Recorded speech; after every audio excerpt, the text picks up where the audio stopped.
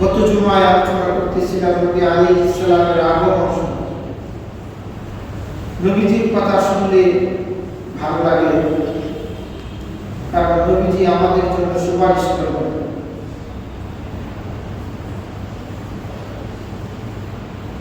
নবীজি আমাদের জন্য সুপারিশ করবেন আল্লাহ পাকের দরবারে। সুপারিশ করার পাওয়ার নবীজিকে দেওয়া হবে। পৃথিবীর আর কাউকে পাওয়ার দেওয়া হবে না, নবীজিকে পাওয়ার দেওয়া হবে সুপারিশ করা। মাকামে মাহমুদ নামক স্থানে আল্লাহ পাকের দরবারে সিজদায় মাথা নত করে আল্লাহ পাকের প্রশংসায় লিপ্ত হবে দীর্ঘ সময় পর্যন্ত। নবী আলাইহিস সালাম মাকামে মাহমুদে সিজদায় পড়ে থাকবেন। নবীজির যে নাম আছে মুহাম্মদ সাল্লাল্লাহু আলাইহি ওয়াসাল্লাম, সকলেই পড়েন সাল্লাল্লাহু আলাইহি ওয়াসাল্লাম। নবীজির যে নাম আছে মুহাম্মদ সাল্লাল্লাহু আলাইহি ওয়াসাল্লাম, প্রশংসিত এই নামটা আমি আপনি যখন বলি তখন দুই ঠোঁট একসাথে লাগাইতে পারি। মুহাম্মদ বানানোর জন্য আল্লাহ নামটাকেই বানিয়ে লাগাই। প্রশংসিত অবস্থায় নবীজির আরেকটা নাম আছে, নাম হলো আহমদ। বান্দা নামাজের ভিতরে নামাজের মুসাল্লায় দাঁড়ায় যে কাইফিয়ত যে রুকুগুলি আদায় করে বান্দার নামাজের টোটাল অবস্থাটা আহমদ নামের ভিতরে আল্লাহ লাগিয়ে দিলেন। আহমদের প্রথমে হামজা আলিফ, বান্দার নামাজের ভিতরে দাঁড়ায় থাকে কামুল্লাহ মানে দাঁড়ায়। এই আহমদ শব্দের আলিফের মাধ্যমে নামাজের একটা রুকুন আছে যেটাকে কিয়াম বলা হয়। দাঁড়িয়ে থাকা সূরা ফাতিহা তেলাওয়াত করা। নামাজের দ্বিতীয় রুকুন হলো রুকু করা। আল্লাহ তাআলা তার হাবিবের নাম আহমদ, তারপরে মিমের শুরুতে মানুষ রুকু অবস্থায় থেকে যায়। মিমের শুরুতে দীর্ঘ সময় পর্যন্ত সুবহান রাব্বিয়াল আযীম পড়ে। এটা নবী আলাইহিস সালামের নামের দ্বিতীয় অক্ষর দ্বারা আল্লাহ তাআলা নামাজের ভিতরে বান্দাকে ওইভাবে রেখে দিলেন, বলে আহমদ। তারপরে যে হরফটা আছে এই হরফটা হলো হা। এই হা শব্দ এইভাবে বাঁকা হয়ে থাকে। মানুষ যেরকম ভাবে তার মাথাটা সিজদা উত্তরণ করে দেয়, তাহলে হায়ের মতন হয়ে যায়। দীর্ঘ সময় পর্যন্ত মানুষ সিজদায় থাকে। তারপরে বৈঠক অবস্থায় দালের অবস্থা। এই যে হরফগুলিকে আল্লাহ তাআলা আহমদ এই চার হরফের সাথে মানুষের দেহে অঙ্গভঙ্গিকে আল্লাহ নামাজের ভিতরে রেখে দিলেন। এর দ্বারা এটাই প্রমাণ হয় আহমদ নামের অর্থ হলো প্রশংসিত। কার প্রশংসা? আল্লাহর প্রশংসা। এজন্য মাকামে মাহমুদে সমস্ত নবীরা যখন হয়রান হয়ে যাবে, নবীরা হয়রান হয়ে দৌড়িতে থাকবে মাকামে মাহমুদে হাবিবুল্লাহ রহমতের নবী সিজদায় মাথা নত করে নবীজি আল্লাহর প্রশংসায় লিপ্ত হয়ে যাবেন। আল্লাহ বলবেন হাবিব মাথা উঠান, বিচার কার্যালয় শুরু হবে। সুবহানাল্লাহ। এই যে নামের মাথা আল্লাহ সর্বশ্রেষ্ঠ নাম নবীজিকে দেন। নবীজি জমিনে আসার আগে বাবা চলে গেল, বাবা আব্দুল্লাহ নাই, ইতিম। নবীজির মা হয়ে গেলেন বিধবা, ইতিম বিধবা।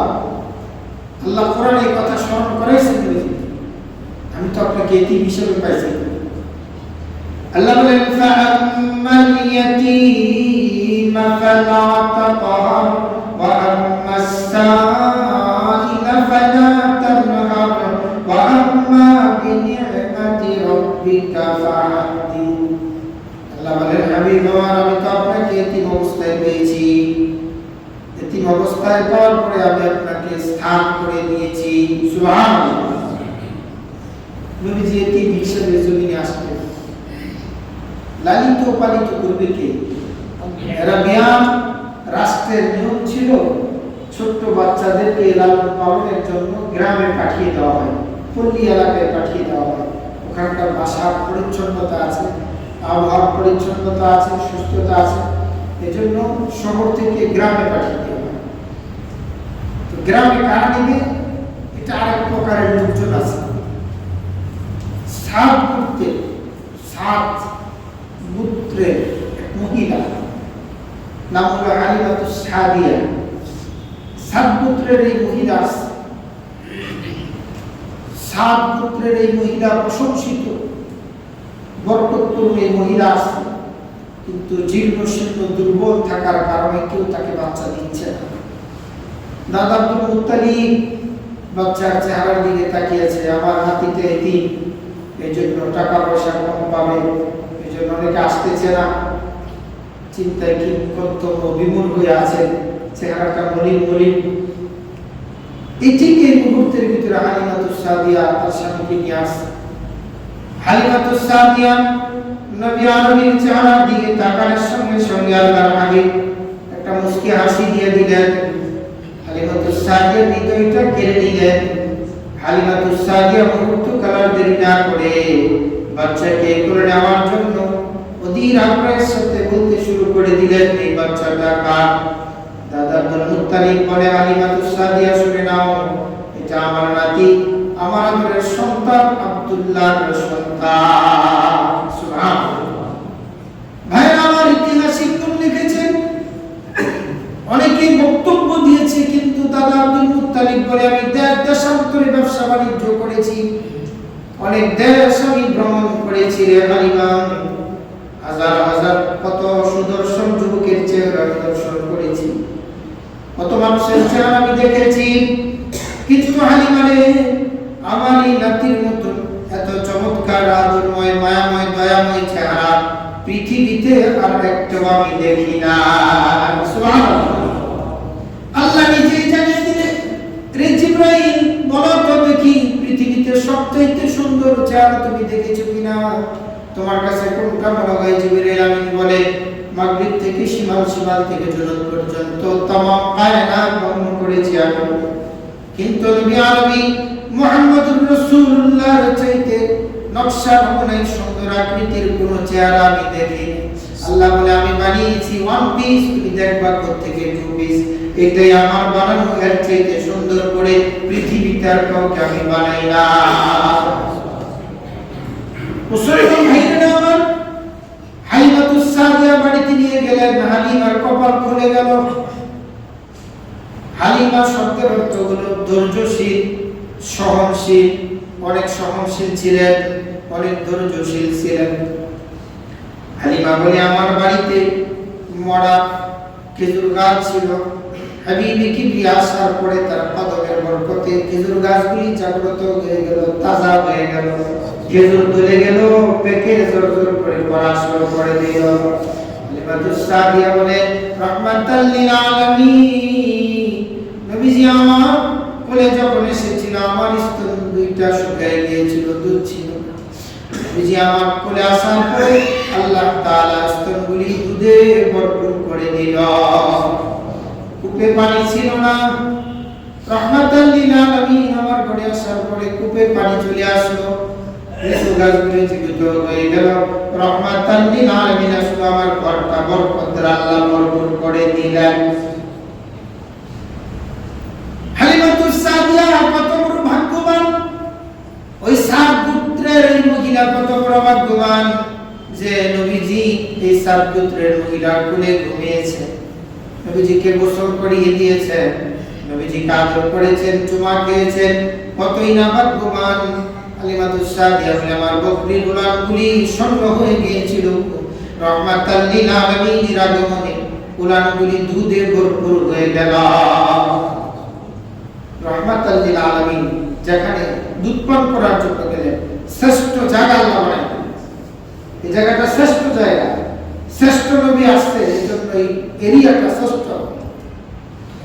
ভাইরা আমার, শুধু এই পর্যন্তই না, হালিমাতুস সাদিয়ার বাড়িতে থাকা অবস্থায় রাহমাতাল লিল আলামিনের একবার না, দুইবার না, তিনবার সিনা চেক হয়েছে।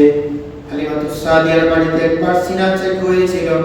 আল্লাহ তাআলা তার ভিতরে যত প্রকারের যোগ্যতার প্রয়োজন হয় আরশের মালিক জিবরাইলের মাধ্যমে প্রেরণ করে নবীজির সিনা চেক করে এটা ভিতরে ঢুকিয়ে দিয়েছেন। সুবহানাল্লাহ।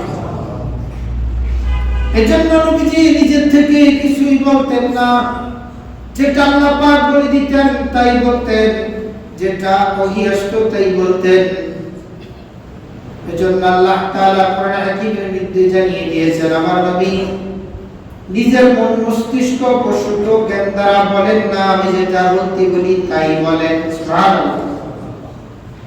فكان فتدلى فكان قاب قوسين أو أدنى فأوحى إلى عبده ما أوحى। সিনা চেক করেছেন দ্বিতীয়বার, তৃতীয়বার আসমানে নিয়ে গেছেন, যে যোগ্যতা দরকার এই যোগ্যতার ভিতরে প্রবেশ করিয়ে দিয়েছে। মুসলমান ভাইরা আমার, সর্বোত্তম সর্বশ্রেষ্ঠ দাত্রীদের আল্লাহ নবীজিকে লালন পালন করিয়েছিলেন। নবীজির বয়স যখন হয়ে গেল, উনি বড় হয়ে গেলেন। হালিমাতুস সাদিয়া একবারে বৃদ্ধ হয়ে গেল, দুর্বল মানুষ, লাঠি বড়ায় বড়ায় হাঁটেন। হালিমাতুস সাদিয়া মসজিদ নববীর দিকে আসতেছেন, বৃদ্ধ মানুষ, আগের মতন এত স্পষ্ট দেখে না, লাঠি বড়ায় বড়ায় আসতেছে। নবীজি মসজিদের বারান্দায় বসা সাহাবায়ে কেরামদেরকে উদ্দেশ্য করে বলে, তোমরা দুই সাইড হয়ে যাও, রাস্তা করে দাও। হালিমাতুস সাদিয়া আসতেছে, এই কথা বলেন একজন মহিলা আসতেছে। শীতের মৌসুম ছিল, রাহমাতাল লিল আলামিন। নিজের গায়ের মোটা চাদরটা ফ্লোরের উপরে, মাটির উপরে বিছিয়ে দিলেন হালিমাতুস সাদিয়াকে বসার জন্য। নবীজি আমার হালিমাতুস সাদিয়াকে চাদর বিছিয়ে দিলেন, চেহারার দিকে মায়ার নজরে তাকাইলেন। দীর্ঘ সময় তাকায় থাকার পরে, কথাবার্তা বলার পরে বিদায় দিলেন। বিদায় দেওয়ার সময় নবীজি অধীর আগ্রহের সাথে তাকিয়ে রইলেন দীর্ঘ সময় পর্যন্ত। সাহাবায়ে কেরাম সারপনে নবীজি বলে, কি মহিলা আসলো, কোন মহিলা আসলো, তোমরা আমাকে জিজ্ঞেস করবে না? বলি, ইয়া রাসূলুল্লাহ, কি ইয়া রাসূলুল্লাহ? রাসূল বলেন, এই বৃদ্ধা মহিলা এমন এক মহিলা, সর্বশ্রেষ্ঠ এক মহিলা। এই মহিলা আমি নবীজিকে দুধ পান করেছে, আমার দুধ মা হালিমা। সুবহানাল্লাহ। এই সম্মান করেছে, শুধু দুধ পান করেছে। মিয়া সাহেব মাথা কাটা। আজকের সমাজের অবস্থা হলো বিগতি, জায়গায় জায়গায় খুন হচ্ছে মানুষ, জায়গায় জায়গায় হত্যা হচ্ছে মানুষ। মানুষ এই মানব সম্পদের কোনো মূল্যই যেরকম নাই। 5 টাকার কয়েনের একটা মূল্য আছে, কিন্তু মানব সম্পদের কোনো মূল্য নাই। মানুষের ভিতর থেকে মানুষত্ব বোধ চলে যাচ্ছে। আগে পুরুষরা চুরি করত, এখন দেখা যায় বিভিন্ন জায়গায় বাজারে মহিলারা চুরি করে। কি বলে, ঠিক না? পত্রিকায় পাবেন, বিভিন্ন খবরে পাবেন। এই যে একটা অবস্থা, যে সিচুয়েশন শুরু হয়েছে, নাজুক অবস্থা, এই মানুষকে আস্তে আস্তে জাহান্নামের দিকে ঠেলে দিচ্ছে। উত্তম আদর্শ আমাদের কাছে। হালিমাতুস সাদিয়ার স্তন ছিল 2টা। নবীজি ডান পাশের স্তন থেকে দুধ পান করেছেন, বাম পাশের স্তনে মুখ লাগান না। জিজ্ঞাসা করা হয়েছে, উত্তর আসছে যে আমার এক বোন আছে সায়মা। হালিমাতুস সাদিয়ার একটা মেয়ে ছিল, নাম ছিল সায়মা। বলে, সে থেকে দুধ পান করবে, এই জন্য আমি এক স্তন থেকে দুধ পান করেছি। সুবহানাল্লাহ। ইনসাফ প্রতিষ্ঠা করেছেন রাহমাতাল লিল আলামিন। আর আমাদের অবস্থাটা কি? নিজের যা আছে তো আছে, পরের যা আছে তাও আছে। এই যদি হয় আমাদের অবস্থা, তাহলে অবস্থা বড় বেগতিক হয়ে যাবে।